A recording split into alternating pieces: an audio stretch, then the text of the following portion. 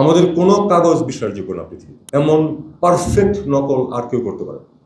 সবুজ পাসপোর্ট, আমিও কিন্তু গত 12 বছর যাবৎ সবুজ পাসপোর্ট ব্যবহার করছি এবং এই সমস্যা আমিও ফেস করেছি। আমি 5 বছরের মার্কিন যুক্তরাষ্ট্রের ভিসা পেয়েছি। তারপর চতুর্থবারের জন্য আমাকে 18টি প্রশ্নের উত্তর পাঠানোর জন্য কিন্তু ইমেল করতে হয়েছে। এখন হয়তো আরও বেশি এই সমস্যা হবে সামনে।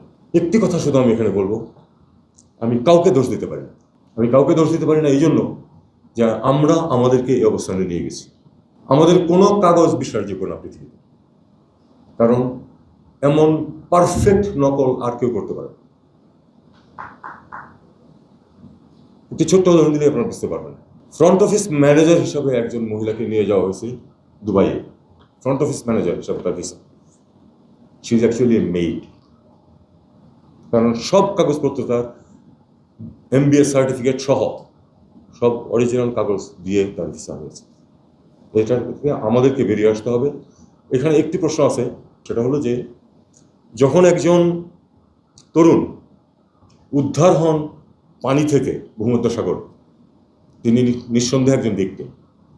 দেশে ফেরত আসেন, আমরা তাকে ভিকটিম হিসাবেই আমরা তাকে সহানুভূতির বন্যায় ভাসিয়ে দিই, সেটা ঠিক আছে। কিন্তু আমরা কখনোই নজর দিই না যে উনি কেন ওখানে পৌঁছতে পারেন। যুক্তরাষ্ট্রের 1 নম্বর জিম চেইন গোল্ডস জিম এখন আবারও বাংলাদেশে। বসুন্ধরা আবাসিক এলাকা ও বসুন্ধরা সিটি শপিং মলে। কেন উনি একজন ইল্লিগাল ইমিগ্রেন্ট হিসাবে ইটালিতে যাওয়ার জন্য পৌঁছতে পারেন, এই প্রশ্নের উত্তর আমাকে তৈরি করতে হবে।